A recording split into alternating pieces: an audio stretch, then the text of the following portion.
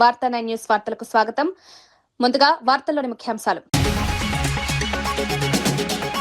విదేశీ పర్యటనకు అనుమతి నిరాకరణపై రేవంత్ ఫైర్. గుజరాత్ సీఎంకు అనుమతిచ్చి తననెందుకు అడ్డుకున్నారన్న రేవంత్. తెలంగాణ అభివృద్ధిని అడ్డుకోవడమే కేంద్ర నిర్ణయం. తెలంగాణ అభివృద్ధిని అడ్డుకోలేరన్న రేవంత్.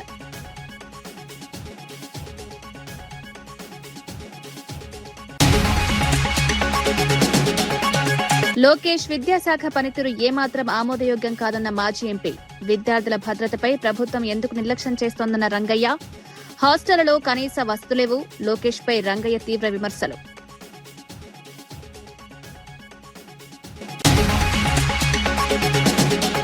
టెక్నాలజీతో ప్రభుత్వ సేవలు. కార్యాలయాలకు రావాల్సిన అవసరం లేదు. ఏఐ పాలనలో మార్పులు. అధికారులకు చంద్రబాబు కీలక ఆదేశాలు. వాట్సాప్ గవర్నెన్స్ సేవలను మరింత సులభతరం చేయాలని చంద్రబాబు పిలుపు.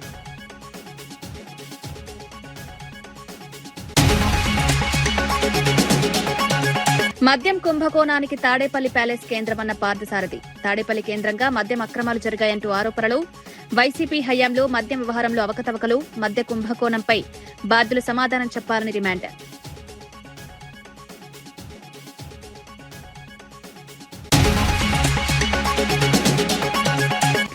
ఏ దరఖాస్తుల్లో 98% అర్హమైనవి అన్న మంత్రి పొంగులేటి. భూముల సమస్యలకు ఫాస్ట్ ట్రాక్ పరిష్కారం ఉంటుందని వెల్లడి. 24 నుంచి 36 గంటల్లోనే భూ దరఖాస్తుల పరిష్కారం. భూ హక్కుల ఆందోళన వద్దు అన్న మంత్రి. తెలంగాణ ముఖ్యమంత్రి రేవంత్ రెడ్డి విదేశీ పర్యటనకు కేంద్ర ప్రభుత్వం అనుమతి నిరాకరించడంపై తీవ్ర అసంతృప్తి వ్యక్తం చేశారు. గుజరాత్ ముఖ్యమంత్రి ఈ నెల 17 నుంచి 8 రోజుల పాటు అమెరికా, కెనడాలో పర్యటించేందుకు కేంద్రం అనుమతులిచ్చిందని రేవంత్ రెడ్డి తెలిపారు. అదే సమయంలో తెలంగాణ రైజింగ్ పాలసీలో భాగంగా తాను విదేశీ పర్యటనకు వెళ్లేందుకు అనుమతి కోరితే తిరస్కరించారని ఆరోపించారు. తెలంగాణ అభివృద్ది, పెట్టుబడుల ఆకర్షణ, అంతర్జాతీయ స్థాయి సంస్థలతో భాగస్వామ్యాల కోసం ఈ పర్యటన ఉద్దేశించామన్నారు. తన పర్యటనను కేంద్రం అడ్డుకోవడం తెలంగాణ అభివృద్ధిని అడ్డుకోవడమేనని విమర్శించారు. కేంద్రం వైఖరిలో తెలంగాణపై వివక్ష స్పష్టంగా కనిపిస్తోందన్నారు. ఈ అంశాన్ని పార్లమెంట్లో ప్రస్తావిస్తామని తెలిపారు. ఫెడరల్ స్ఫూర్తికి విరుద్ధంగా కేంద్రం వ్యవహరిస్తోందని ఆరోపించారు. నరేంద్ర మోడీ గారి చేతుల్లో, గుజరాత్ చేతుల్లో కట్టు బానిసలుగా మీరు బ్రతకదలుచుకున్నారా? తెలంగాణ ఆత్మ గౌరవాన్ని చాటదలుచుకున్నారా? మీరు ఈరోజు తెలంగాణ ప్రజలకు సమాధానం చెప్పాలి. ఈరోజు తెలంగాణ రాష్ట్ర ముఖ్యమంత్రి పర్యటనను తిరస్కరించడం అంటే తెలంగాణ యొక్క అభివృద్ధిని అడ్డుకోవడమే. ఇది తెలంగాణకు జరిగిన అవమానము. వ్యక్తిగా నేను 25 సార్లు పోయిండొచ్చు అమెరికాకు, మళ్ళీ వ్యక్తిగా ఇంకో 25 సార్లు పోవచ్చు. కానీ ముఖ్యమంత్రి హోదా, ముఖ్యమంత్రి బాధ్యత, రాష్ట్రం యొక్క అభివృద్ధి కోసం చేసే పర్యటనను కేంద్ర ప్రభుత్వం అడ్డుకోవడం చూస్తుంటే స్పష్టమైన వివక్షను ప్రదర్శిస్తున్నది కేంద్ర ప్రభుత్వం తెలంగాణ పట్ల. ఈ వివక్ష ఏమాత్రం సహించరానిది. ఖచ్చితంగా ఈ అంశాన్ని మా legislative party leader Rajya Sabha Kharge గారు, లోక్సభలో మా నాయకులందరూ కూడా ఈ అంశాన్ని ఖచ్చితంగా పార్లమెంటులో లేవనెత్తుతారు. మా పార్లమెంట్ సభ్యులు ఇక్కడ ఉన్నారు. ఖచ్చితంగా ఈ అంశాన్ని పార్లమెంట్లో, లోక్సభ, రాజ్యసభలో కూడా లేవనెత్తుతాము. ఇది అంత ఆషామాషిగా తీసుకునే విషయం కాదు. ఈ తెలంగాణ వ్యతిరేక భావజాలం నరేంద్ర మోడీ గారు పార్లమెంట్లో పదే పదే మాట్లాడినా తెలంగాణ రాష్ట్ర బీజేపీ నాయకుల మెతక వైఖరి వల్ల ఈరోజు అంత ధైర్యంతో గుజరాత్ వాళ్ళు మన అభివృద్ధిని అడ్డుకునే ప్రయత్నం చేస్తున్నారు. ఈరోజు పెట్టుబడులు తెలంగాణకు వస్తే గుజరాత్కు పెట్టుబడులు పోవేమో, గుజరాత్ అభివృద్ధికి కొంత ఇబ్బంది కలుగుతుందేమనే కుట్రతోని ఈరోజు నా పర్యటనను అడ్డుకున్నారు. వాళ్ళు చెప్పిన లెటర్లో clearance from political angle is declined అంటే what is political angle? Narendra Modi Bharatiya Janata party, Revanth Reddy Congress party. Narendra మోడీది గుజరాత్, రేవంత్ రెడ్డిది తెలంగాణ. ఇదే కదా మీ పొలిటికల్ యాంగిల్? ఇదే కదా మీ వివక్ష? ఒక పక్కన గుజరాత్ ముఖ్యమంత్రికి ఇదే సమయంలో పర్యటనకు అనుమతి ఇచ్చి పెట్టుబడులను ఆకర్షించడానికి వైబ్రెంట్ గుజరాత్ కార్యక్రమంలో భాగంగా అతన్ని విదేశాలకు మీరు పంపించి ఈరోజు తెలంగాణ రైజింగ్ 2047 అడ్డుకోవడము, ఇది స్పష్టంగా రాజకీయ వివక్ష. తెలంగాణ అభివృద్ధిని అడ్డుకోవడమే. అందుకే ఈరోజు విదేశంలో ఉన్నప్పుడే నేను స్పందించి ఉండొచ్చు, కానీ విదేశాలలో వేదిక మీద నుంచి మాట్లాడితే అగో చూసిన వారు దేశద్రోహి, విదేశాలలో భారతదేశ గౌరవానికి భంగం కలిగించిండ్రు అని మళ్ళీ అవగాహన లేని మాటలు మాట్లాడతారని చెప్పి ఈరోజు ఇక్కడికి వచ్చిన తర్వాత ఇంతమంది మొత్తం మంత్రివర్గము, పార్లమెంట్ సభ్యులు, శాసన మండలి సభ్యులు, శాసనసభ్యులు అందరం ముక్త కంఠంతో కేంద్ర ప్రభుత్వ వైఖరిని ఖండిస్తున్నాము. ఇది ఏ మాత్రం కూడా ఫెడరల్ స్ఫూర్తికి ఇది విరుద్ధము. ఫెడరల్ స్ఫూర్తిని దెబ్బతీసే విధంగా వ్యవహరిస్తున్న నరేంద్ర మోడీ గారి వైఖరిని మనం అందరం కూడా ఖండించాల్సిన అవసరం ఉన్నది. అందుకే ఈరోజు నా పర్యటన అడ్డుకున్నారు, కానీ నా లక్ష్యాన్ని మీరు ఆపలేరు. అందుకే అధికారులను అమెరికాకు పంపించిన. ఆక్స్ఫర్డ్తో మన అధికారులు ఒప్పందాలు చేసుకోబోతున్నారు ఇవాళ రేపు. ఇతర యూనివర్సిటీలను కూడా వాళ్ళు సందర్శించి మన ప్రతిపాదనల్ని వాళ్ళ ముందు పెట్టబోతున్నారు. మన రాష్ట్రంలో పెట్టుబడులను ఆకర్షించడానికి అవసరమైన అన్ని ఆహ్వానాలు వాళ్ళు అందజేస్తారు. మన క్యాబినెట్లోని మీకు అందరికీ తెలుసు. అధునాతన సాంకేతిక పరిజ్ఞానాన్ని వినియోగించుకుని ప్రభుత్వ సేవలను మరింత సులభతరం చేయాలని ముఖ్యమంత్రి చంద్రబాబు నాయుడు అధికారులను ఆదేశించారు. AI assistant, DG verify, data lake, block chain వంటి సాంకేతికతలను ఉపయోగించి ప్రజలు ప్రభుత్వ కార్యాలయాలకు వెళ్లాల్సిన అవసరం లేకుండా సేవలందించాలని సూచించారు. వాట్సాప్ గవర్నెన్స్ ద్వారా అందిస్తున్న 1204 సేవలను మరింత సులభతరం చేయాలన్నారు. సర్టిఫికెట్లను పదే పదే అప్లోడ్ చేయాల్సిన అవసరం లేకుండా డేటా ఇంటిగ్రేషన్ చేపట్టాలని ఆదేశించారు. అమరావతిలో నిర్వహించిన ఆర్టీజీఎస్ సమీక్షలో వివిధ శాఖల పనితీరును సమీక్షించారు. ఎల్నినో ప్రభావంతో వ్యవసాయ దిగుబడులు సాధారణం కంటే 20% తగ్గే అవకాశం ఉందని అధికారులు వివరించారు. కృష్ణా డెల్టాకు సెప్టెంబర్ చివరి వరకు పట్టిసీమ ద్వారా గోదావరి నీటిని అందించాలని సీఎం సూచించారు. ప్రస్తుతం సాగులో ఉన్న పంటలకు సమృద్ధిగా నీరందేలా చర్యలు తీసుకోవాలని ఆదేశించారు. సాగు ప్రారంభించిన ప్రాంతాల్లో ప్రత్యామ్నాయ పంటలను ప్రోత్సహించాలని సూచించారు. డెంగీ, మలేరియా నియంత్రణకు హాట్స్పాట్లను గుర్తించాలని ఆదేశించారు.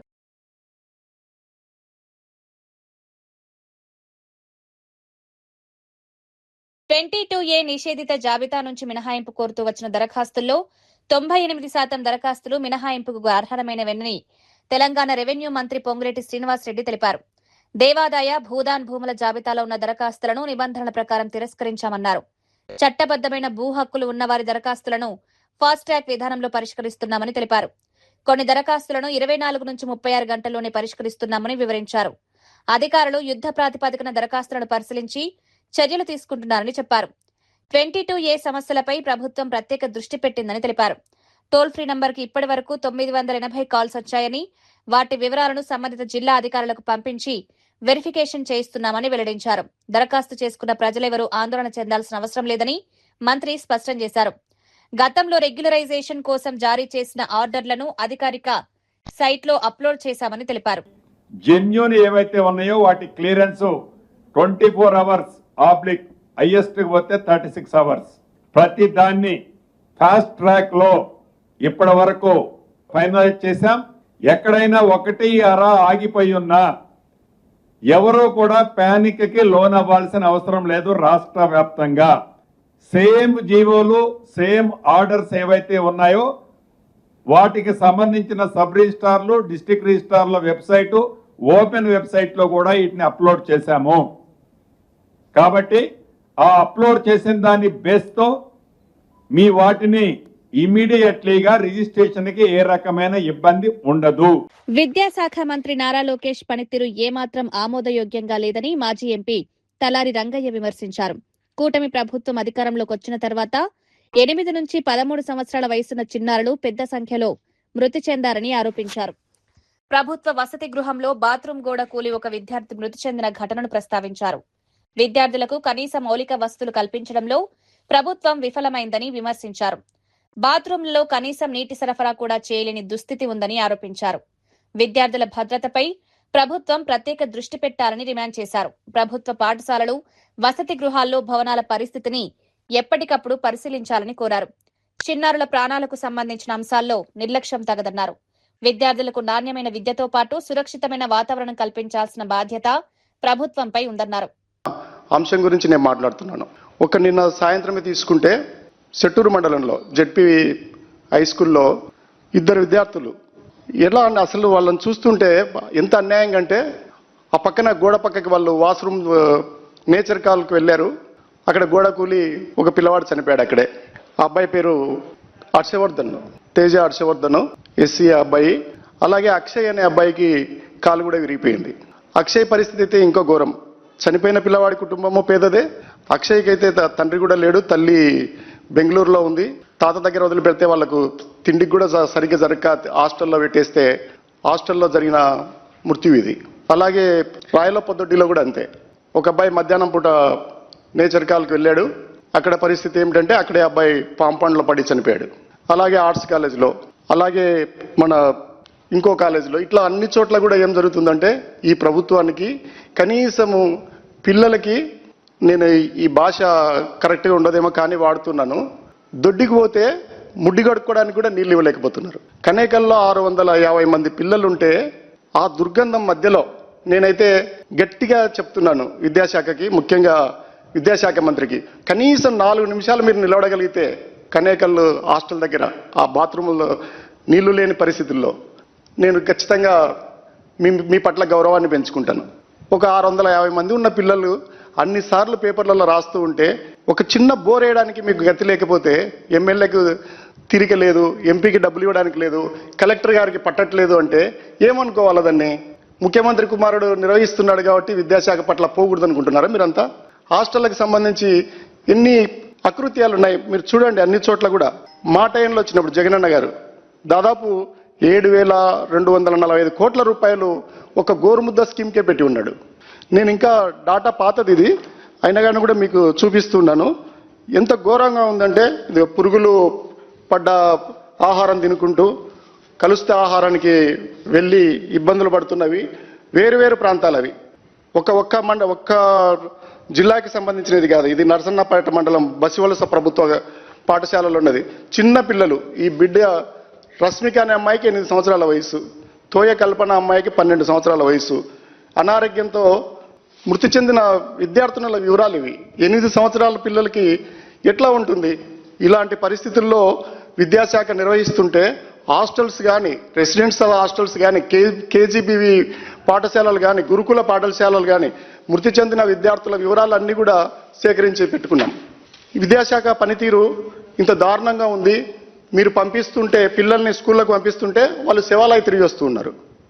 ఒకరోజు రాత్రి ఊపిరాడక గొల్ల చందన అనే అమ్మాయి బ్రహ్మసముద్రం కేజీబీవి హాస్టల్లో చనిపోయింది. గురుకుల పాఠశాలల్లో పరిశ్రమలు అవి ఇవి పెద్ద మాటలు మాకెందుకు? గ్రామంలో ఉన్న చిన్న పిల్లలు, పేదవాళ్ళు 8 సంవత్సరాలు 10 సంవత్సరాల పిల్లల్ని వాళ్ళు అక్కడ పెట్టేసి బెంగళూరుకో హైదరాబాద్కో వెళ్ళి తల్లిదండ్రులు బతుకుతున్నారంటే వాళ్ళు ఎంత పేదవాళ్ళు అయి ఉండాలి? అలాంటి పిల్లల్ని హాస్టళ్లలో ఎంత జాగ్రత్తగా చూసుకోవాలా? అది చేత కాకపోతే మీరెందుకు ఆ శాఖను నిర్వహించడం ఎందుకు? మీరేం చేస్తున్నారు? ఇవాళ కూడా సెట్టూరు అబ్బాయికి నేను ఇవాళ ప్రెస్ మీట్ పెడతానని రాత్రి మెసేజ్ పెడితే ఇవాళ వెళ్ళి 5 లక్షలు ఇస్తున్నారు. నేను ఇంత ఆరోపణ ఎందుకు చేస్తున్నానంటే, నేను ప్రెస్ మీట్ పెడతానన్న తర్వాత మీరు 5 లక్షలు ఇస్తూ ఉన్నారంటే ఏమనుకోవాలి దాన్ని? అదే రాయల పొద్దుడిలో మణికంఠ పిల్లవాడు చనిపోతే 13 సంవత్సరాల పిల్లవాడు చనిపోతే ఇవాళ వరకు ₹1 ఇవ్వలేదు. ఇవాళ ఏదో కలెక్టరేట్ నుంచి ఫోన్ వచ్చిందంటే ఒక 25,000 రూపాయలు ఇస్తాం రమ్మని చెప్పి. బహుశా నాకు అర్థమైంది ఏంటంటే అది బాల బీమాకు సంబంధించిన ఇన్సూరెన్స్ అయింటది. ఆ డబ్బు పార్టీ తరపున సమన్వయకర్తగా నేను కట్టిన డబ్బు. శ్రీశైలం రిజర్వాయర్ లో ప్రస్తుతం 170 టీఎంసీల నీరు ఉన్నప్పటికీ సాగునీరు అందించకపోవడం జిల్లా మంత్రుల అసమర్థతకు నిదర్శనమని మాజీ మంత్రి సింగిరెడ్డి నిరంజన్ రెడ్డి ఆరోపించారు. రైతుల సాగునీటి సమస్యను ఎన్నిసార్లు ప్రభుత్వం దృష్టికి తీసుకెళ్లినా స్పందించడం లేదని విమర్శించారు. ఆంధ్రప్రదేశ్ ప్రయోజనాల కోసమే రేవంత్ రెడ్డి ప్రభుత్వం పనిచేస్తోందని ఆరోపించారు. కాంగ్రెస్ పార్టీలో ఒకరిపై మరొకరికి నియంత్రణ లేకుండా పోయిందని విమర్శించారు. సాగర్ నిండినా సాగునీరు ఇవ్వబోమని ఓ మంత్రి చేసిన వ్యాఖ్యలను ఆయన తప్పుపట్టారు. సాగునీరు, సోడా నీళ్లకు తేడా తెలియని విధంగా మంత్రి మాట్లాడడం బాధ్యత రాహిత్యమని మండిపడ్డారు. తెలంగాణ రైతుల ప్రయోజనాలను కాపాడాల్సిన బాధ్యత ప్రభుత్వంపై ఉందన్నారు. నీటి వనరులు అందుబాటులో ఉన్న సమయంలో రైతులకు సాగునీరు అందించాలని డిమాండ్ చేశారు. ఆంధ్ర సాగునీటి ప్రయోజనాల పేరుతో తెలంగాణ రైతులకు అన్యాయం చేస్తే సహించేది లేదని హెచ్చరించారు. నియంత్రణలో ఎవరు లేరు. మీ పీకులాటలు, కొట్లాటలు, విమర్శలు, ప్రతి విమర్శలు రోజు చూస్తున్నాయి. ఇవి ఎవరికి పట్టిందా ప్రజలకు? మీ దాంట్లో ఎవడు ఉంటేమి, ఎవడు పోతేమి, ఎవడు రాజీనామా చేస్తే, ఎవడు బర్తరఫ్ అయితే ప్రజలకేం సంబంధం అండి? ఇలా నీళ్లు కావాలి రైతులకు, అది మాట్లాడండి. అది ఇస్తలేరు. 20 మంది ఎమ్మెల్యేలు ప్రెస్ మీట్లు పెట్టి ఎవరు ఉండాలని ఎవరు పోవాలని మాట్లాడుకుంటున్నారు. ఒక్కనాడన్నా నల్గొండ జిల్లా అధికార పార్టీ ఎమ్మెల్యేలు, పాలమూరు అధికార పార్టీ ఎమ్మెల్యేలు ఎన్ని నీళ్లు ఉన్నాయి, మనం ఏం చేద్దామనే దాన్ని దృష్టి పెట్టినరా? ఒక్కసారైనా తపన ఉందా మీకు? కొద్దిగా సర్కార్ నడుపుతుండ్రా, సర్కస్ నడుపుతుండ్రా? మీరు ఏం నడుపుతున్నారు? ప్రజలకు మిగిలిందేంది? బాధపడ్డా, కోపం వచ్చినా, అసహించుకున్నా 2 ఏళ్లు ఆగక తప్పదు జనానికి. కానీ ఈ 2 ఏళ్ల లోపల మీరు ఇంకా మీకు అసంతా తీర్చుకుంటారా ప్రజల మీద? ఏమన్నా చేస్తాం, మా బుద్ధి పుట్టిందని. చాలా దుర్మార్గం ఇది. ఇంత తీవ్రమైన పరిస్థితులు ఉన్న కాడ ఎక్కడైనా తపన కనిపిస్తుందా? కనేపల్లి పంపుల కాడ నీళ్ళు ఏమంటే దానికి ఒక ఉద్యమం చేయాలి రైతులు. శ్రీశైలంలో ఉన్న నీళ్ళని వాడుకోనికి ఆ పని చేయండి అంటే ఆ పని చేయడానికే మనసు రాదు మీకు. ఏం చేస్తున్నట్లు మరి మీరు? ఏం పని చేస్తున్నట్లు? ఇగో మంత్రి అయితే బహిరంగంగా నల్గొండ మంత్రి అయితే ప్రకటనే ఇచ్చిండు, సాగర్ నిండినా సరే మేము సాగునీళ్ళకి నీళ్ళేమని. వారే వా, ఇక సోడా నీళ్లు తెలిసిన వాళ్ళకు సాగునీళ్ళు ఎడ తెలుస్తాయి, సాగు కష్టాలు ఎడ తెలుస్తాయి. ఇంతకు మించిన దుర్మార్గం ఉంటుందండి? సాగర్ నిండినా నీళ్ళేమనేటువంటి ధైర్యం, ఎంత ధైర్యంతో మాట్లాడతారండి? మంచినీటికి ఎంత అవసరమో ఆ అంత అవసరాన్ని రైట్ రాయల్ గా ఆల్మట్ట నుంచి, నారాయణపూర్ నుంచి విడిపించుకునేటువంటి చట్టపరమైన హక్కు ఉంది మనకు. Drinking water is the top priority. అది ధైర్యం చెప్పాలి. కానీ నిండినా మేము ఇయ్యాం. ఈ చేతగాని వల్ల సర్కార్ ఎందుకండి మరి? ఉన్న నీళ్ళని మేనేజ్ చేయడానికి చేత కాదు, అన్ని ప్రకృతి మీద వేసేసి మేము తప్పుకుంటామంటే ఇది ఎక్కడ ధర్మం? తక్షణం పాలమూరు పంపులు స్టార్ట్ చేయండి. ఏ అనుమతులు లేని రేపు ప్రారంభానికి సిద్ధం చేస్తున్నటువంటి వెలిగొండ టనల్ ద్వారా, వెలిగొండ ట్విన్ టనల్స్ ద్వారా తీసుకుపోవాలనుకుంటున్నటువంటి వాళ్ళ 45 టీఎంసీల నీళ్లు తీసుకుపోకుండా తెలంగాణ ప్రభుత్వం ఏం చేస్తుందో చెయ్యండి. లేదు మాకు చేత కాదు, మేము అసమర్థులం అని చెప్పి ప్రజలకు చెప్పేది ఉంటే చెప్పండి.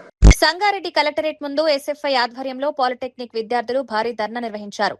పాలిటెక్నిక్ విద్యా వ్యవస్థను పరిరక్షించాలని విద్యార్థులు డిమాండ్ చేశారు. శక్తి పాలసీని వెంటనే వెనక్కి తీసుకోవాలని, ఎస్బీటీఈటీని బలోపేతం చేయాలని కోరారు. ముఖ్యంగా జీవో నెంబర్ 97ను రద్దు చేయాలని ప్రభుత్వాన్ని డిమాండ్ చేశారు. విద్యార్థులను ఉన్నత విద్యకు దూరం చేసే ప్రైవేటీకరణ విధానాలను ప్రభుత్వం నిలిపివేయాలని కోరారు. శక్తి స్కీమ్ అమలైతే ఇంజనీరింగ్ చదవాల్సిన విద్యార్థులు భవిష్యత్తులో కార్మికులుగా మారే పరిస్థితి వస్తుందని ఆందోళన వ్యక్తం చేశారు. పాలిటెక్నిక్ విద్యార్థులకు ఉన్నత విద్యను వెళ్లే అవకాశాలను ప్రభుత్వం మరింత సులభతరం చేయాలని కోరారు. తమ భవిష్యత్తుకు సంబంధించిన నిర్ణయాలను విద్యార్థులతో చర్చించిన తర్వాతే తీసుకోవాలని డిమాండ్ చేశారు.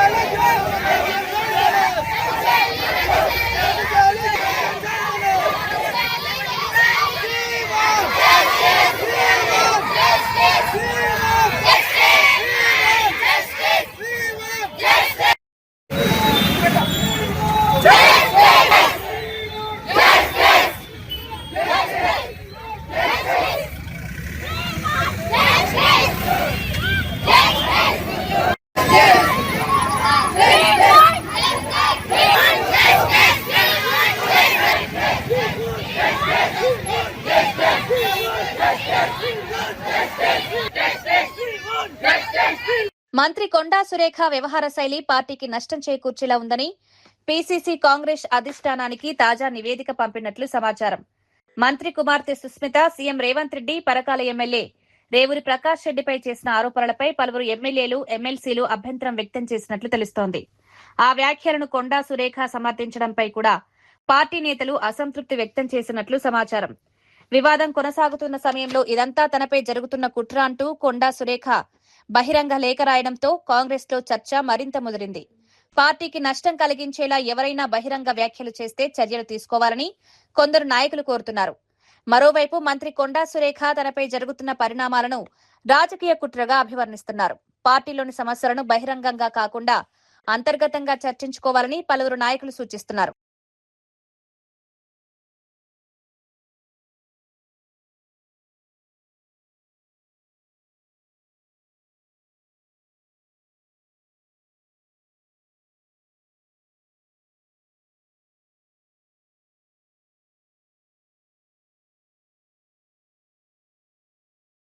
తూర్పుగోదావరి జిల్లాలో అసిస్టెంట్ ఇంజనీర్ నూకరాజు కుటుంబ ఆత్మహత్య ఘటనపై మాజీ ఎంపీ విజయసాయిరెడ్డి తీవ్ర దిగ్భ్రాంతి వ్యక్తం చేశారు. ఈ దారుణ ఘటన వెనుక ఉన్న వేధింపులు, దౌర్జన్యాలపై సమగ్ర దర్యాప్తు జరపాలని ఆయన డిమాండ్ చేశారు. బాధ్యులను గుర్తించి కఠినంగా శిక్షించాలని కోరారు. కేసు దర్యాప్తును సీబీఐ, ఎన్ఐఏ వంటి కేంద్ర దర్యాప్తు సంస్థలకు అప్పగించాలని సూచించారు. కుటుంబం ఆత్మహత్యకు దారితీసిన పరిస్థితులను పూర్తిగా వెలుగులోకి తీసుకురావాల్సిన అవసరం ఉందన్నారు. బాధిత కుటుంబానికి న్యాయం జరిగేలా ప్రభుత్వం చర్యలు తీసుకోవాలని కోరారు. ఘటన వెనుక ఎవరెవరి ప్రమేయం ఉందనే విషయాన్ని అన్ని కోణాల్లో పరిశీలించాలన్నారు. వేధింపులు, ఒత్తిళ్ల కారణంగా ఒక కుటుంబం తీవ్ర నిర్ణయానికి వెళ్లిన పరిస్థితి రావడం ఆందోళనకరమన్నారు. Arab countries, and he is involved in religious conversions and the supply of guns and also various extortion activities and also terrorist activities and anti-national activities, anti-Indian activities. Therefore, in the light of all these activities, where the activity is not only encompassing the Andhra Pradesh but encompassing even throughout India and other states also in India and also other countries in the world, this is a fit case to be handed over to either CBI or NIA. Only these two agencies can render the justice, can unearth the facts, not only this case, even the other case where Sadiq and group involved. So therefore, Bhaskar Reddy garu also explained me the nitty-gritties of this case, and also I am trying to find out the details of other 15 cases where Sadiq group is involved, and then I'll prepare to make a representation to the government, to DGP of the state, and if the result is not positive, I will make them to file a complaint, a petition in the court, requesting the court to hand over the case to central agencies rather than the state police investigating it. Not that state police department is ineffective or inefficient. It is the case where the activities are involved or extended even to the other states and other countries also. First of all, who has recommended Sadiq to be given the shooting license, shooting school license? That is the first thing to be unearthed. What is the activity involved there in the shooting school? And what are all the activities he has undertaken? An ordinary person who was literally struggling for survival about 5 years back has now earned crores of rupees, crores and crores of rupees. How these earnings have come? How he has spent the amount?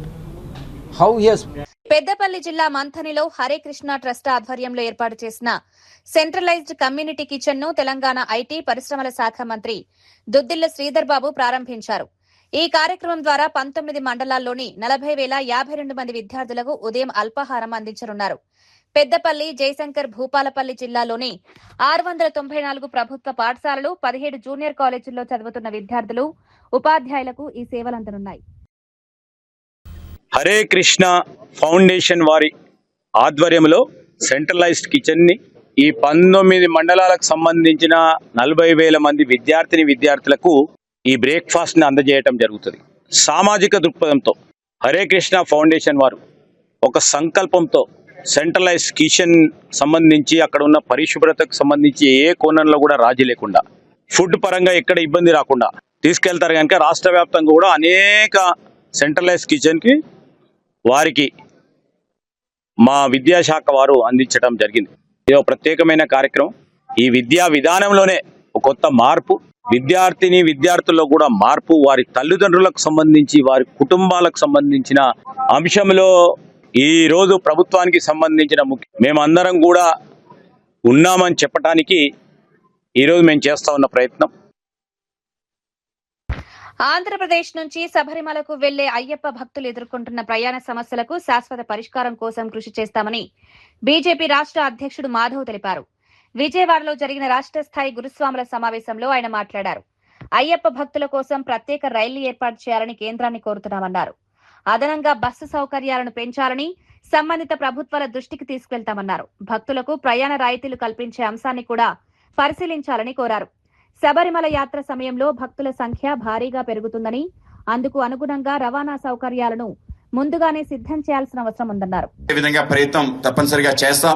Ayyappa season లో మనకి వెళ్లే బస్సులన్నీ కూడా ఏవైతే రేట్లు government కూడా పెంచకుండా ఇంకా కావాలంటే తగ్గించి అయ్యప్ప స్వాములకి స్పెషల్ ఇన్సెంటివ్ ఇచ్చి తగ్గించే విధంగా ప్రయత్నం చేస్తాం. మద్యం కుంభకోణానికి తాడేపల్లి ప్యాలెస్ కేంద్రంగా మారిందని మంత్రి కొలుసు పార్థసారథి ఆరోపించారు. మీడియా సమావేశంలో ఆయన గత వైసీపీ ప్రభుత్వ హయాంలో మద్యం వ్యవహారంలో అక్రమాలు జరిగాయని విమర్శలు చేశారు. మద్యం విధానాలు, విక్రయాలు, సరఫరా వ్యవస్థలో అవకతవకలు జరిగాయని ఆరోపించారు. అధికారాన్ని ఉపయోగించుకుని ప్రభుత్వ వ్యవస్థలను దుర్వినియోగం చేశారని మంత్రి వివరించారు. ప్రజల ఆరోగ్యం, ప్రభుత్వ ఆదాయాన్ని పరిగణలోకి తీసుకోకుండా గత పాలకులు మద్యం వ్యవహారాన్ని రాజకీయ ప్రయోజనాలకు ఉపయోగించుకున్నారని ఆరోపించారు. మద్యం కుంభకోణంపై ఇప్పటికే అనేక ఆరోపణలు వెలువడ్డాయని, వాటిపై వాస్తవాలు ప్రజలకు తెలియాల్సిన అవసరం ఉందన్నారు. కూటమి ప్రభుత్వం పారదర్శక పాలనకు ప్రాధాన్యత ఇస్తోందన్నారు. గత ప్రభుత్వ హయాంలో జరిగినట్లు చెప్తున్న అక్రమాలపై చట్టపరమైన చర్యలు తీసుకునే విషయంలో ప్రభుత్వం వెనకడుగు వేయదని స్పష్టం చేశారు. మద్యం విధానంలో అవినీతి జరిగిందనే ఆరోపణలకు బాధ్యులు సమాధానం చెప్పాలని డిమాండ్ చేశారు. 13 రూపాయలు ట్రాన్స్పోర్ట్కి ఉన్న ఒక బాక్స్కి ఒక కార్టూన్కి 13 రూపాయలుంటే దేశంలో ఎక్కడ లేని విధంగా దాన్ని 35 రూపాయలకి పెంచుకొని 400 కోట్ల రూపాయలు దోపిడీ చేసిన విషయాన్ని ఒక కేంద్ర ప్రభుత్వ సంస్థ ఇండిపెండెంట్గా ఎంక్వైరీ చేసి దాంట్లో అన్ని సాక్ష్యాధారాలు సంపాదించి సాక్ష్యాధారాలని స్పష్టంగా ప్రజలకు కూడా తెలియజేసి వారి మీద చర్య తీసుకుంటే ఇదేదో కక్ష, బలహీన వర్గాలకు చెందిన వ్యక్తుల మీద దాడులు చేస్తుంది ప్రభుత్వం అని అనటం ఏ మేరకు సభ ఒకసారి ఆలోచించమని చెప్పేసి మనం చేస్తాను. ఒక్కోసారి భవిష్యత్తులో ఉపయోగపడతారని చెప్పేసి బలహీన వర్గానికి చెందిన నాయకుల్ని ఇటువంటి కార్యక్రమాలకి ప్రత్యేకంగా ఉపయోగించుకున్నారేమో అని చెప్పేసి బలహీన వర్గాలు కూడా అనుమానపడుతున్నారని చెప్పేసి కూడా నేను ఈ సందర్భంగా తెలియజేస్తామని నేను అన్ని సాక్ష్యాలు ఉన్న తర్వాత కూడా మరి చేస్తూ ఉంటే ఏ విధంగా గొడ్డలి పార్టీ కులాన్ని మతాన్ని అడ్డుపెట్టి తాము చేసిన పాపాలని ఏ విధంగా కడుక్కోవాలని చెప్పేసి ప్రయత్నం చేస్తుందో కూడా ఒకసారి ఆలోచించాలని చెప్పేసి నేను ప్రజలందరినీ కూడా కోరుతామని నేను. మరి ఎవరు చేసినా కూడా అది బలహీన వర్గాలు చేశారా లేకపోతే ఇతర వర్గాలు వారు చేశారా అనేది ఇక్కడ సమస్య కాదు. ప్రజలకి ఆర్థికంగా, సమాజానికి, రాష్ట్రానికి నష్టం జరిగిందా లేదా, చట్ట వ్యతిరేకమైన జరిగినాయా లేదా అనే విషయం మీదే ఇవన్నీ కూడా జరుగుతాయి తప్పితే, ఈ ఎంక్వైరీలు జరుగుతాయి తప్పితే వేరేది కాదనేది జగన్మోహన్ రెడ్డి గారు, ఆ గొడ్డలి పార్టీ నాయకులందరూ కూడా అర్థం చేసుకోవాలని చెప్పేసి కూడా నేను ఈ సందర్భంగా తెలియజేస్తాను. నేను ఒక ఫేక్ కంపెనీలని సృష్టించటం, ఆ ఫేక్ కంపెనీల ద్వారా ఈ దోచుకున్న సొమ్ముని డిస్ట్రిబ్యూట్ చేయటం, ఏ విధంగా డబ్బులన్నింటినీ కూడా ట్రాన్స్పోర్ట్ చేశారో, ఆఖరికి డ్రైవర్లు ట్రాన్స్పోర్ట్ చేసిన డ్రైవర్లు కూడా మరి ఎంక్వైరీలో బయటపడ్డారు. ఏ విధంగా ఆ సొమ్ముని, ఆ పాపపు సొమ్ముని ఎన్నికల్లో వినియోగించారో కూడా సాక్ష్యాలతో సహా ఆ డెన్నులు కూడా బయటపడిపోయినాయి. బయటపడిన తర్వాత కూడా బలహీన వర్గాల మీద దాడి చేయని చెప్పేసి చెప్పడం ఏ మేరకు సభో ఒకసారి ప్రజలందరూ కూడా ఆలోచించాలని. కరీంనగర్ జిల్లా చిగురుమామిడి మండలం నవాబుపేటలో బీజేపీ రాష్ట్ర అధ్యక్షుడు రామచంద్రరావు చేపట్టిన దీక్షపై మంత్రి పొన్నం ప్రభాకర్ తీవ్ర విమర్శలు చేశారు. రాష్ట్ర బీజేపీ అధ్యక్షుడిగా బాధ్యతలు చేపట్టినప్పటి నుంచి ప్రభుత్వాన్ని విమర్శిస్తూ రాజకీయ ఉనికిని కాపాడుకునే ప్రయత్నం చేస్తున్నారని ఆరోపించారు.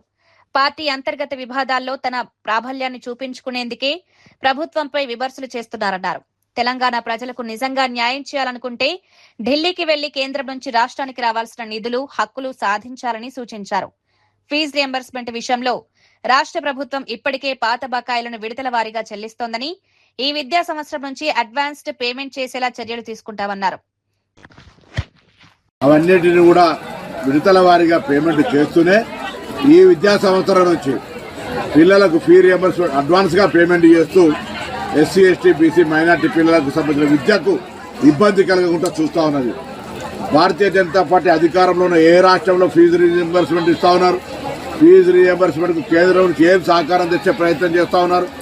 గతంలో టీఆర్ఎస్ పార్టీ అధికారంలో 10 సంవత్సరాలు బకాయిలుంటే వాళ్ళతో కుమ్ముక్కైన పార్టీగా ఎందుకు మీరు స్పందించలేదు? వీటికి జవాబు చెప్పాలని డిమాండ్ చేస్తాను. అందుకే తప్పకుండా ఈరోజు తెలంగాణ ప్రజాపాలన ప్రభుత్వం రేవంత్ రెడ్డి గారి నాయకత్వంలో ఆర్థిక మంత్రి బట్టి విక్రమార్క గారు, సహచర మంత్రులు అందరం కూడా పిల్లల విద్య కొరకు ఉన్నతమైన ఆలోచనలతోటి అన్ని స్థాయిల్లో విద్యకు అత్యంత ప్రాధాన్యత తీసుకుపోతా ఉన్నాం. ఇంటిగ్రేటెడ్ హాస్టళ్లు కడతా ఉన్నాం. సంక్షేమ హాస్టళ్లకు సంబంధించినటువంటి ఆన్లైన్ గ్రీన్ ఛానల్ ద్వారా పేమెంట్ చేస్తూ ఉన్నాం. కిట్ ద్వారా వాళ్ళకు నాణ్యమైన వస్తువులను సమకూర్చే ప్రయత్నం చేస్తూ ఉన్నాం. డైటరీ ఛార్జీలు, మెస్ ఛార్జీలు పెంచినాం. ఈరోజు గత ప్రభుత్వ బకాయిలను వరుసల వారీగా పేమెంట్ చేసుకుంటూ పోతా ఉన్నాం. భవిష్యత్తులో ఇవ్వడానికి సంబంధించి అడ్వాన్స్ పేమెంట్ సిస్టాన్ని తీసుకొని వచ్చి బ్యాంకుల్లో ముందుగానే పైసలు జమ చేసే విధంగా చర్యలు తీసుకుంటూ ఉన్నాం. మీకేమైనా చేతనైతే ఆ ముసలి కన్నీరు కార్చడం ఆపి రాజకీయ ఉనికి కోసం నిరాదీక్ష చేయడం మానుకొని కేంద్ర ప్రభుత్వం ఒత్తిడి తీసుకొచ్చి మీ బీజేపీ పాలిత రాష్ట్రాల్లో కూడా ఇటువంటి ఫీ రియంబర్స్మెంట్ తీసుకొచ్చేటువంటి విధంగా పోయి అక్కడ వరకు జ్ఞానోదయం కలిగేసే ప్రయత్నం చేయి, కానీ నడిచే కాలంలో మోకాలు అడ్డం పెట్టేటువంటి ప్రయత్నం చేస్తూ తెలంగాణ ప్రగతికి సంబంధించి విమర్శలు చేసే విధంగా చేయడం ద్వారా మీ స్థాయి తగ్గించుకున్నట్టయితే అవుతుందని రామచంద్రరావు గారికి హితవు చెప్తాను. వార్తా విశేషాలు మరో బులెటిన్లో మళ్ళీ కలుద్దాం. నమస్కారం.